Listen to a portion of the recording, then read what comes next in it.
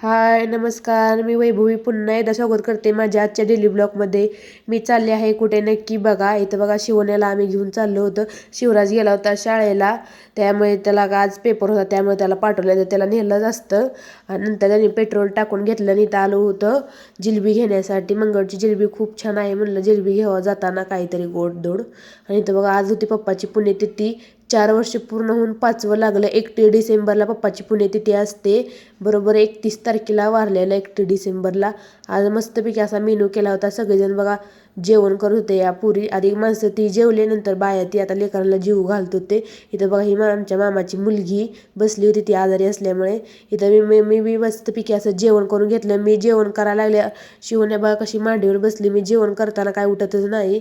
नंतर गेलो होतो शिवण्याला दवाखान्यात घेऊन. इथं बघा किती गर्दी आहे, कारण की ती सर्दी गेली नाही, त्यामुळे म्हणलं दाखवा पंढरपुरात आल्यासारखं. इथं बघा एवढ्या शिटावर बसायला लागतंय, कारण की बुलेट असल्यामुळे खूप जागा नसते. त्याला महागत असलं कॅरेज बी नाही. मग आम्ही गेलो घरी चाललो. आणि जाताना बघा इथं आम्हाला वारीचं दर्शन झालं, कारण की आज एकादश असल्यामुळे मोठी पंढरपुरात गर्दी जमली होती.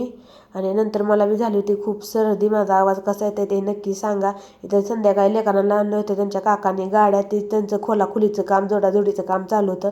शिवराजला आणली होती गाडी, शिवण्याला आणली होती रेल्वे. भेटूया आता पुढल्या ब्लॉगमध्ये. Bye bye.